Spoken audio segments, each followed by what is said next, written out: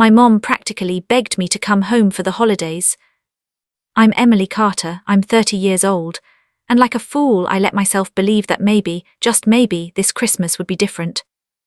She called me in London at 3 a.m, crying on FaceTime, saying how we never see you anymore and how the whole family needs you here. Against my better judgment, I booked the ticket.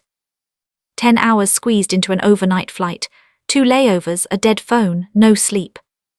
And somehow, I still showed up at her front door in San Diego with a suitcase full of presents for my brother's kids. I was exhausted, I smelled like stale airplane coffee, my back was screaming. I rang the bell, my heart beating faster than it should have, stupidly hoping she'd pull me into one of those warm hugs she used to give me when I was little. The door swung open. No highs. No, how was your flight? No hug. Instead, my mom's eyes went straight to my suitcase, and she said completely casually, "You'll be watching Ryan's kids. We're leaving for a family trip." That's it. Then my brother stepped into view, sunglasses still on, a duffel bag slung over his shoulder, his kids clinging to him. He grinned and said, "Hey guys, don't smear your snot on Aunt Emily, she's jet-lagged." They all laughed. My parents, my brother, the kids. Everyone laughing like I was the joke. I stood there with messy travel hair, aching muscles, and a credit card statement full of flights I'd paid for myself. I didn't raise my voice. I didn't cry. Something inside me just shut down, like a switch being flipped. I smiled, placed my suitcase on the floor, looked my mother straight in the eye, and said exactly one sentence. That's when everything changed. The laughter stopped instantly. Faces went pale. My mom kept whispering, No, that's not possible." By the time I finished speaking, their dream vacation was cancelled. Their house was suddenly at risk. And for the first time in my life, I was done being their unpaid babysitter and personal ATM. Stay with me until the end, and I'll tell you how one ungrateful daughter destroyed her family's perfect holiday and finally took her life back. Because the truth is, the moment I said that one sentence, the entire room froze. But to understand why, you need to know what those people standing in that doorway had been doing to me for years. My mom didn't suddenly miss me when she called that night in London. 2 weeks before that emotional 3 a.m. FaceTime call, she'd already been texting me screenshots of outrageously expensive holiday packages, hinting that she and my dad could never afford something like that, unless I helped a little. Just this once. That phrase was how every request started. When my dad, Mark, needed knee surgery, I transferred the money. When my brother Ryan maxed out his credit cards chasing his big e-commerce dream, I helped him roll his debt together. When the water heater broke and the mortgage was behind, I sent cash, only to see my mom posting photos a week later from some trendy new brunch spot downtown. I live in a tiny flat in London. I cook most of my meals at home. I walk to work through the rain, shoes soaked, coat dripping. And somehow, I was still paying for Uber Eats orders and streaming subscriptions in a house I didn't live in, on a continent I didn't even live on anymore. This time, though, something was different. Before I booked my own ticket home, I paid attention. I saved every Zelle transfer, every PayPal receipt. Every "thanks, sweetheart, we'll pay you back once things settle down." And then I noticed something else. An email from the bank. My name was listed on a mortgage I had absolutely no memory of agreeing to. Years ago, they'd added me as a co-borrower just to qualify for a better rate. Since then, I'd been quietly covering the gaps whenever payments came up short. So while my mom was crying on FaceTime, telling me how much the kids missed me, how little Noah kept asking when Aunt Emily was coming back, I was sitting on my bed in London, staring at my banking app. That's when it hit me. The only time my family treated me like I truly belonged was when a bill was due. I almost said no. I almost told her she'd have to figure things out on her own this time. But then a different thought crossed my mind. If they were willing to pull me halfway across the world just to use me as free childcare and a walking credit card, then I was finally willing to show them what it looked like when I stopped playing my role. So I booked the flight. But I also scheduled a call with a financial advisor, downloaded 3 years' worth of statements, and created a simple document using a legal template site. Which is why, standing in that doorway in San Diego, while Ryan laughed and my mom casually announced my babysitting duties like everything was already decided, I wasn't just the exhausted, jet-lagged daughter they were used to dealing with. I wheeled my suitcase inside, let the kids bounce around my legs, and followed everyone into the kitchen. That's where I saw it. Their itinerary, neatly printed and spread across the counter like a glossy promise. Resort photos, flight times, family package stamped in bold letters. My mom tapped the brochure and smiled. See, this is exactly why we needed you here, honey. The kids will stay with you. We'll finally get a real vacation. You're always saying we should take better care of ourselves.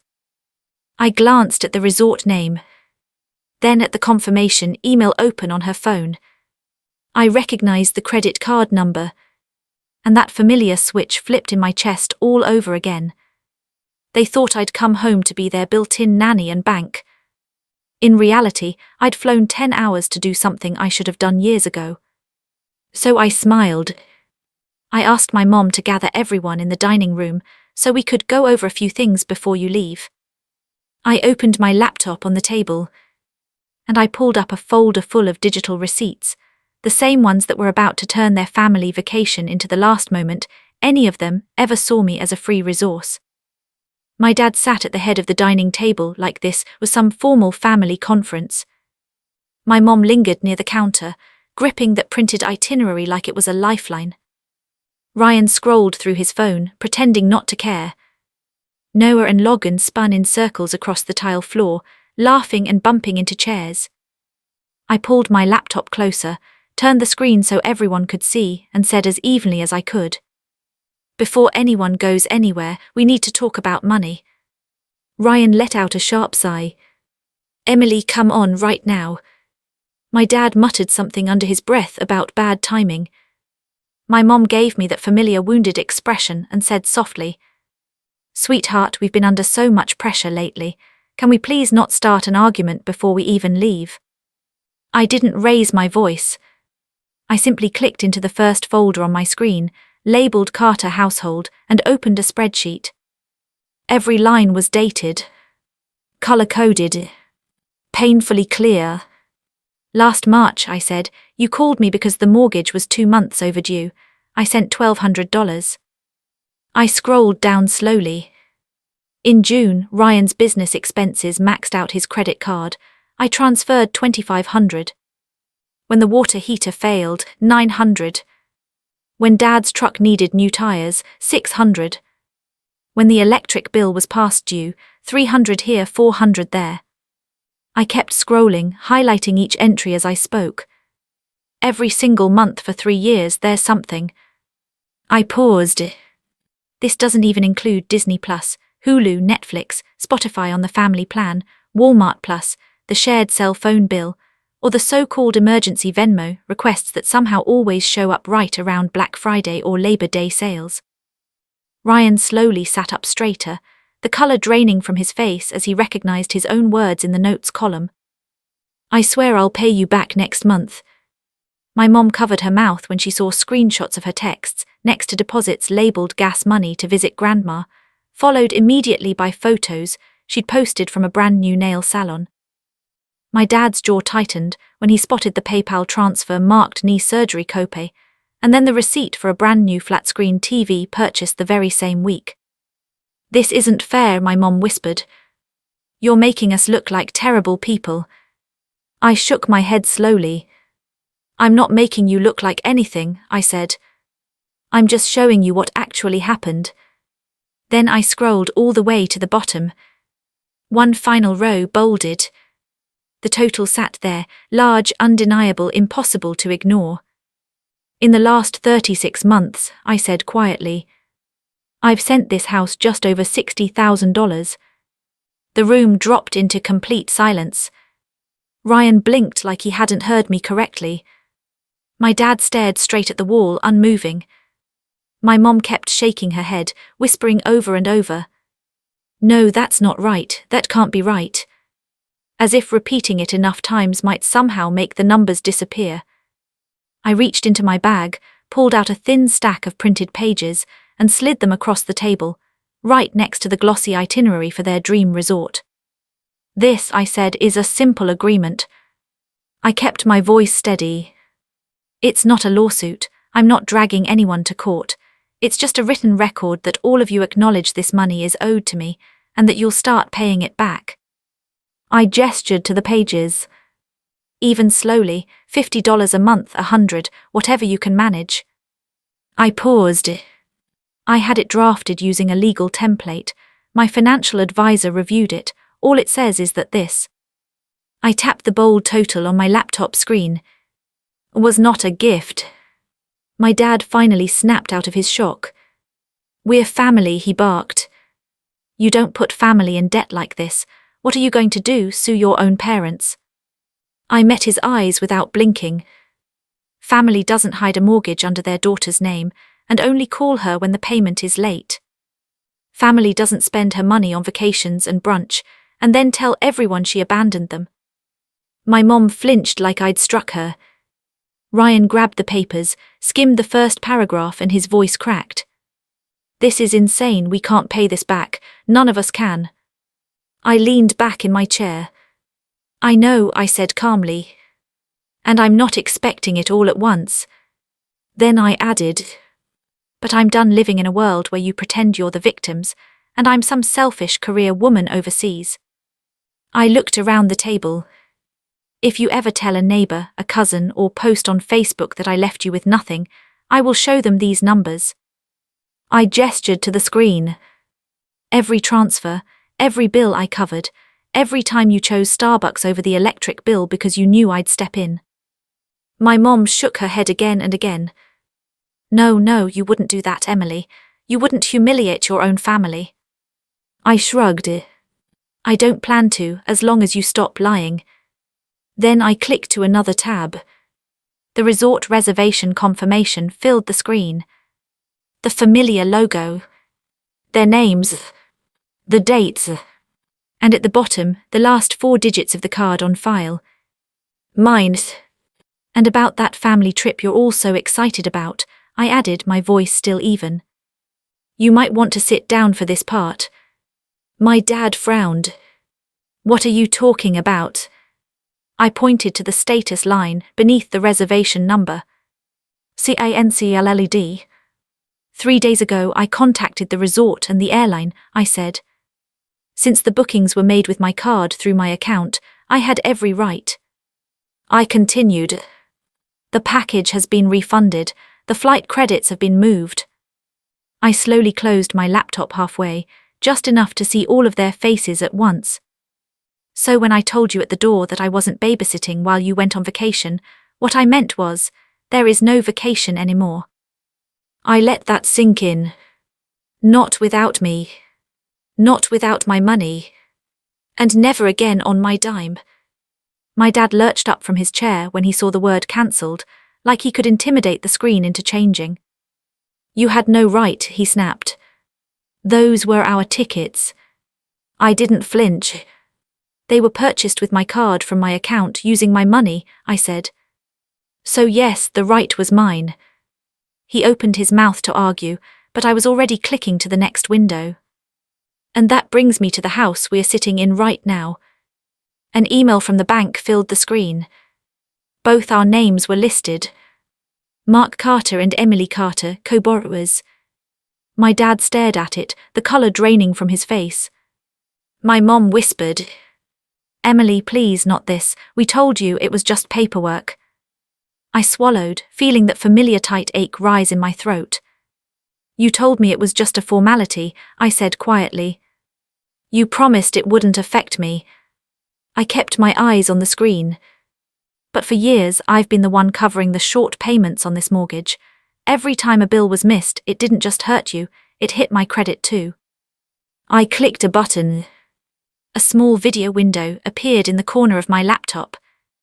My financial advisor's face filled the frame, sitting in her home office in London. We, spoken long before I ever boarded that plane. "Hi, Emily," she said warmly. "Is now still a good time?" I angled the laptop slightly so my parents could see her. "Perfect timing," I replied. "You remember my family situation, right?" My dad hissed under his breath. "Who is that?" I didn't look at him. "This," I said evenly, "is the person who helped me understand exactly what being a co-borrower on your mortgage really means, and what my options are now that I'm done rescuing you financially." The advisor introduced herself politely, then went straight to the facts. In calm, measured language, she explained that as a co-borrower, my credit was directly tied to the house. Missed payments and ongoing shortfalls were actively damaging my financial future. She continued, "As a co-borrower, Emily has the right to approach the bank and request removal from the loan." She paused briefly before adding, "In practice, that would require the remaining borrower or borrowers to qualify on their own. That may involve refinancing, or, if the requirements cannot be met, the property may need to be sold to settle the debt." My mom shook her head, panic creeping into her voice. "You can't do that, we can't afford to move, we can't afford a higher payment." The advisor's tone stayed gentle. "That would be a matter between you and the lender, ma'am. What I can say is that Emily is not obligated to keep her name on a loan she doesn't truly benefit from, especially when she's consistently covering the difference." I thanked her and ended the call. My heart was pounding so hard I could feel it in my teeth. The room suddenly felt smaller, like the walls were pressing inward. My dad spun toward me. "You're really going to make your own parents homeless over some numbers on a screen?" I met his stare. "No," I said steadily. "I'm going to stop letting you gamble with my future while acting like I owe you my entire life." I continued, "If you can afford resorts and plane tickets when you think I'll be here to babysit, then you can afford to sit down with a bank and figure out how to pay for your own house." I reached into my bag again and pulled out a folded letter. "This is my formal notice," I said, laying it on the table, "that I'm stopping all automatic payments related to this property." I added, "The bank will be contacting you directly from now on." Then I took another paper from my bag. "I'm also closing the joint checking account Mom convinced me to open, just in case there's an emergency." I air-quoted the words without even realizing it. My mom made a strangled sound. "But that's where the grocery money comes from," she said. "That's how we pay the utilities. How are we supposed to manage all of this?"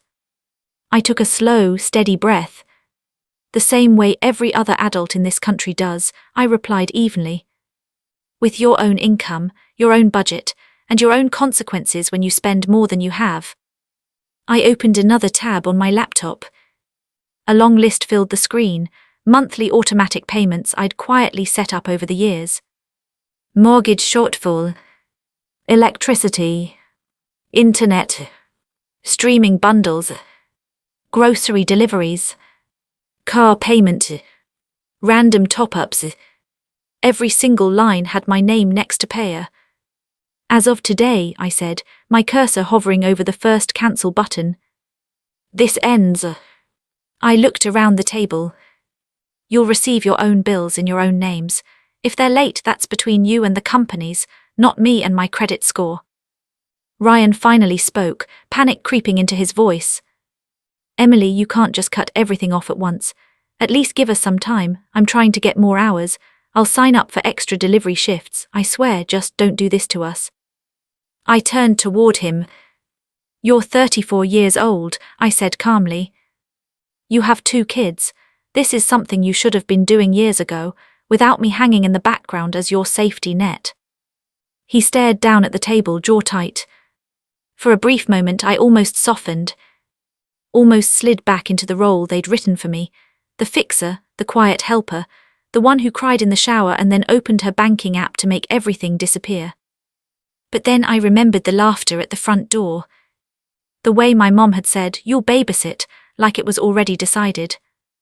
And whatever softness was left in me shut off again. I clicked cancel, one autopay at a time, Confirmation emails buzzed my phone. My mom's breathing sped up. My dad slumped back in his chair, staring into space. "This is cruel," he muttered. "You're punishing us." I shook my head. "No," I said. "I'm stepping out of a role you all assigned me without my consent." I continued. "And I'm giving you the chance to be honest about what you can actually afford, without hiding behind my bank account." I closed the laptop and stood up. My legs trembled, but I stayed upright. "After this," I said, "if you decide to tell anyone that I abandoned you, remember this: I have every receipt, every bill, every transfer." I picked up my suitcase. "I'm done being the villain in the story you tell other people to make yourselves feel better." Then more quietly I added, "You wanted a real vacation, maybe this is it." I started toward the hallway. "A vacation from pretending I'm your built-in solution to every bad decision. Let's see how you handle life without that." My dad exploded when he saw me rolling my suitcase away. He jumped up so fast his chair scraped loudly against the tile. "If you walk out after this little performance," he shouted, "don't bother coming back. You're not welcome in this house if you're going to hold money over our heads." My mom reached for my arm. "Mark, stop," she said. "She just needs to calm down. We can talk about this." But she didn't actually step between us. Ryan kept his eyes on the floor, silent. I paused in the doorway, hand on the handle, every muscle in my body shaking. Part of me wanted to drop everything. Apologize. Promise I'd fix it, like I always did. Instead, I straightened. "You're the ones who decided my value here was measured by what I pay for," I said. "If I'm not welcome without my credit card, then I was never really welcome at all." My dad pointed toward the door. "Get out," he snapped. "And don't come crying to us when London chews you up and spits you out." I almost laughed at that. London wasn't the place that had been draining the life out of me. That kitchen was. I stepped outside, the California sun hitting my face, and pulled the door closed behind me. No one followed. No one called my names. The only sound drifting out of the house was Noah and Logan arguing over some cartoon in the living room, completely unaware that their vacation had just vanished. I ordered an Uber and rolled my suitcase to the curb, feeling strangely more homeless than I actually was. The driver loaded my bag into the trunk and asked, "Where to?" I took a breath and gave him an address I had never shared with my parents. A high-rise in downtown San Diego. 15 minutes from their quiet street, but a completely different world. 6 months earlier, after one too many late-night money transfers and guilt-filled phone calls, I'd used my savings and my steady UX salary to put a down payment on a tiny one-bedroom condo. I'd told my family I was thinking about moving back to the States someday. In reality, I'd already signed the paperwork. The plan had been to move in slowly, quietly, to untangle myself from their finances without setting everything on fire. Tonight made one thing painfully clear: there was no gentle way to do it. When the Uber stopped in front of the glass building, it felt unreal. I swiped my key fob, wheeled my suitcase through the lobby I'd only visited twice, and rode the elevator up to the 8th floor. The condo smelled like fresh paint and new carpet. Not like someone else's cooking. Not like stress or desperation. Just empty. Mine. I dropped my suitcase in the middle of the living room and stood by the window, looking out at the city lights below. For the first time in years, my phone wasn't buzzing with messages like, "Can you send something until Friday? The card got declined, can you fix it?" I opened my banking app and went through the last few things I was still paying for that weren't even in my name. Family Disney Plus cancelled. Hulu bundle cancelled. Spotify family account cancelled. Shared cloud storage. Random Apple charges for games the kids downloaded. Cancelled. Cancelled. Cancelled. Each confirmation email felt like cutting a string that had been wrapped around my ribs for a decade. I made myself a cup of cheap grocery store coffee in my brand new, barely stocked kitchen and sat cross-legged on the floor, because I didn't even own a couch yet. In the silence, without my mom's constant sighing or my dad's TV blasting in the background, the doubts rushed in. What if I'd gone too far? What if they really couldn't keep the lights on without me? What if I'd become the selfish, ungrateful daughter my dad always warned me not to be? Then I remembered the way my mom had opened the door. Like I wasn't her daughter. Like I was a maid showing up for a shift. I kept replaying the moment at the door, Ryan joking about the kids wiping their noses on me while everyone laughed, fully expecting me to fall back into position and make their plans work. And beneath the fear, beneath the guilt, something unfamiliar settled in my chest. Peace. Thin, quiet, fragile, but real. They were going to feel my absence. Of that I had no doubt. The bills would arrive. Late fees would pile up. And the life they'd built on top of my invisible paycheck would start to wobble. But tonight, in this small, echoing condo, there was no one left to rescue but myself. I took another sip of coffee, opened my laptop again and watched the emails roll in, one after another. From the bank. From the utility companies. From the streaming services. Each one confirming what I already knew. For the first time, my family was truly on their own. The first sign that my decision was actually affecting them didn't come as a call or a text. It came through Facebook. About a week after I'd moved in, my friend Emma sent me a screenshot with a single line underneath. Have you seen this? It was my dad's profile. His name sat right above a long, emotional post about how some children forget who raised them the moment they land a fancy overseas job, and how he and my mom had been left with nothing right before Christmas. He never used my name. He didn't need to. Our daughter flew in from London and decided money mattered more than blood, he wrote. Please pray for us. The comments underneath were from people who'd known me since I still had braces. So sorry, Mark, that's heartbreaking. Kids these days don't understand family. You gave her everything, and this is how she repays you. One woman added, if she won't help, maybe start a GoFundMe, we'll share it. My stomach twisted like I'd swallowed ice. He was doing exactly what I'd warned him not to do. Painting himself as the helpless victim. Turning me into the cold, heartless villain. Rewriting the entire story for an audience that had no idea how many times I'd paid their bills quietly, without a word. For a moment I paced my tiny living room, phone clutched in my hand, thumb hovering over the call button. I almost drove back to that house. Almost begged him to take the post down.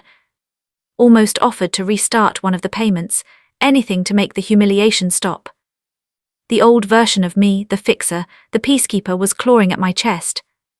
Then I pictured the spreadsheet. The bank email tying my name to their mortgage. The endless transfers. And the way my mom had looked past my face and straight at my suitcase when she opened the door, like I was a delivery driver dropping off a package. That image snapped me back into place. Instead of calling my dad, I opened my email and pulled up the thread with my financial advisor. I told her about the Facebook post, about how my family had been leaning on my money for years while insisting they were barely scraping by. And then I asked one simple question. Is there anything else I should be doing right now to protect myself? Her reply was calm and thorough. She advised me to document everything, save copies of every transfer, every bill, every payment I'd covered. She emphasized making sure the bank and any relevant offices had a clear, accurate record of who had actually been paying what. She added something else too. In situations like mine, where one person is quietly supporting an entire household that may also be receiving benefits or claiming financial hardship, it can be reasonable to ask for a review. Not as punishment, she said, just to ensure everything is transparent and above board. I didn't need a step-by-step guide. I just needed confirmation that I wasn't imagining things, that I wasn't wrong for sensing something deeply off. Over the next few weeks, while my dad continued posting vague complaints online about ungrateful children, and this generation, official envelopes began arriving at the house on their quiet cul-de-sac. I didn't see them myself, but my mom's frantic texts told me enough. "Did you talk to the bank?" she messaged one morning. "We got a letter about reassessing the loan. They're asking for updated information."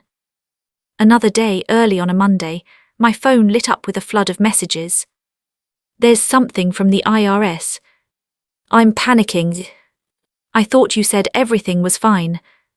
Why are they asking questions?" I had never said everything was fine. What I'd said was that I was done fixing things quietly in the dark. The bank wanted updated documentation for the mortgage. The utility companies wanted full payments now, not the partial amounts I used to slip in at the last second like some invisible janitor, cleaning up messes no one else acknowledged. The comfortable fog they'd been living in was starting to lift, and there was nothing left to hide behind except the reality of what they could truly afford.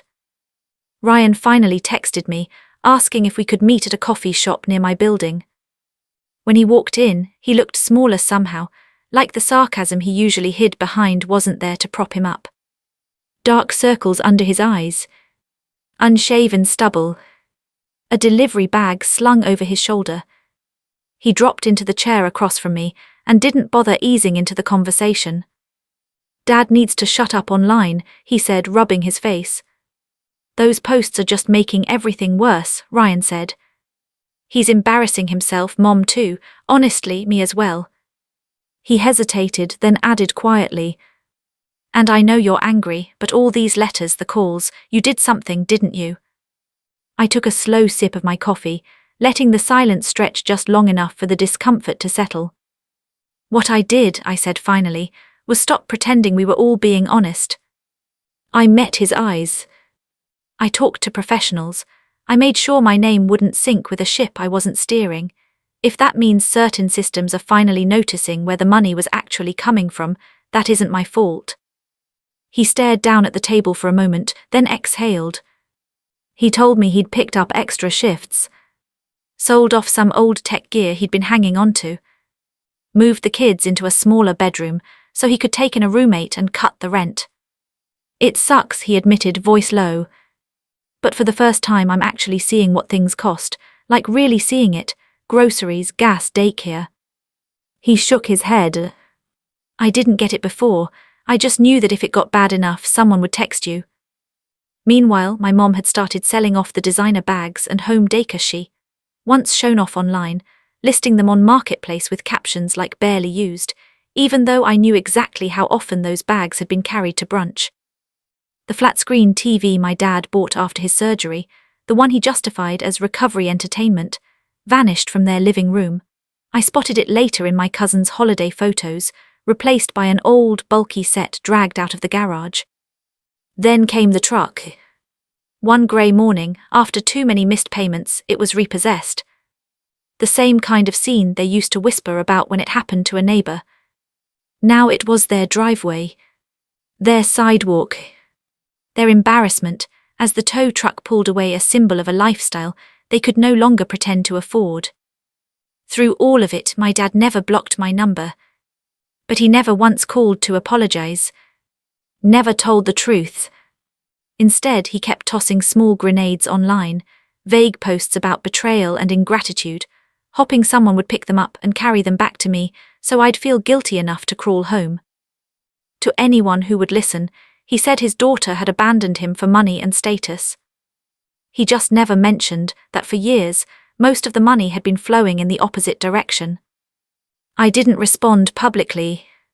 I didn't jump into the comments to defend myself. I didn't post screenshots or write my own dramatic status, even though a petty part of me desperately wanted to. I didn't need to. I had my receipts. I had my advisor.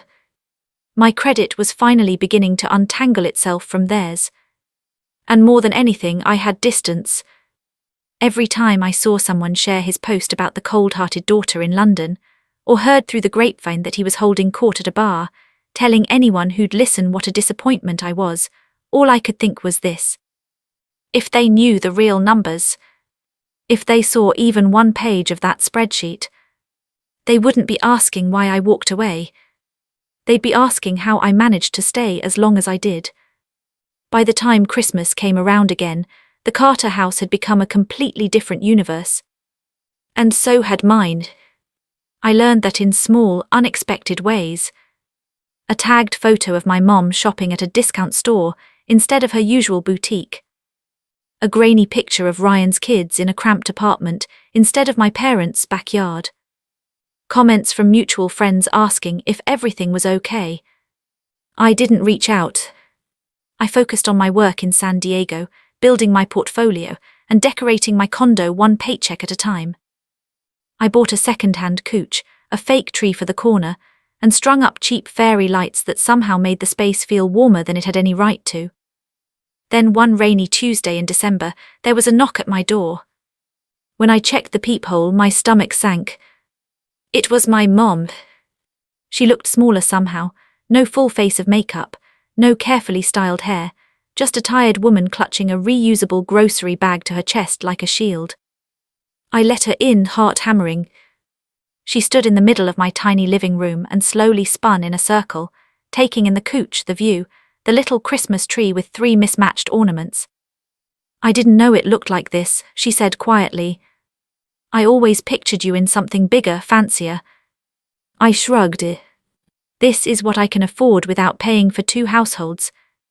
She winced, like the words physically hurt her. Then she reached into the bag and pulled out an envelope. Inside was a check. Not $60,000, not even close, but it was something. "It's from selling things," she said quickly, eyes glossy. "Bags, some jewelry, that coffee table you hated, and I've been picking up extra shifts at the office. It's not much, but it's a start. I told Ryan we can't pretend this was all just a misunderstanding anymore." For a moment I just stared at the check. It wasn't about the money. It was about my mom, the woman who had spent years acting like my money grew on trees, standing in my small, very human-sized living room, admitting out loud that she had treated me like an ATM. She sat down on the edge of the couch and began to cry. Not the manipulative, loud sobs from that 3:00 a.m. FaceTime call. Quiet, broken little sounds. "Your father still says you betrayed us," she whispered. "He tells everyone you turned on the family because you think you're better than us. But I can't keep saying that, not after seeing those papers, not after the letters from the bank. We did use you, I did." I sat down next to her, leaving a little space between us. "I'm not asking you to hate him," I said gently. "I'm asking you to stop letting him rewrite what happened just so he doesn't have to feel guilty." She nodded, dabbing at her eyes. "Ryan's really working now," she added. "Late nights, warehouse shifts, he moved into a smaller place. The kids share a room now, but at least it's a space he pays for himself. He wanted me to tell you thank you for the spreadsheet." I laughed, a short, surprised sound. "I didn't make that for him," I said. "I made it for me." She studied me for a long moment. "Do you think maybe someday we could have a Christmas where you just come over for dinner? No money talk, no hidden bills, just us." My throat tightened. "Maybe," I said. "But that only works if everyone in that house understands I am not their safety net anymore. If I come, it has to be because I want to, not because a payment is due." She nodded again, then stood up and hugged me. A real hug this time. The kind I'd been chasing for years. When she left, I tucked the check into a drawer. I didn't cash it right away. I just needed to know that, for once, the flow of money was finally going the other way. As for my dad, the last thing I saw from him was another vague post about family turning their backs. I muted him, then I blocked both his profile and his number. It didn't feel like slamming a door, it felt like closing a wound that had refused to heal. That Christmas Eve I sat alone on my couch. The tree lights blinked softly. A cheap mug of hot chocolate warmed my hands. And for the first time in my life, I didn't feel obligated to be anywhere else. No flights. No babysitting schedule. No emergency money transfers. Just quiet, just mine. Hear what I learned. Family doesn't stop being family just because you say no. The people who truly love you will eventually respect your boundaries. The ones who were only there for what you could provide will call you selfish the moment you stop bleeding for them. It hurts. It's lonely. But sometimes, distance is the only way to stop drowning in someone else's mistakes. So let me ask you this. If the people draining your bank account and your sanity share your last name, would you keep paying the price just to be called loyal? Or would you walk away like I did and finally give yourself permission to be your own family first? Thanks so much for watching. If you enjoyed this story, don't forget to like the video, share it with someone who might relate, and subscribe to the channel so you never miss an inspiring story like this. Your support means the world and helps more people see content that matters.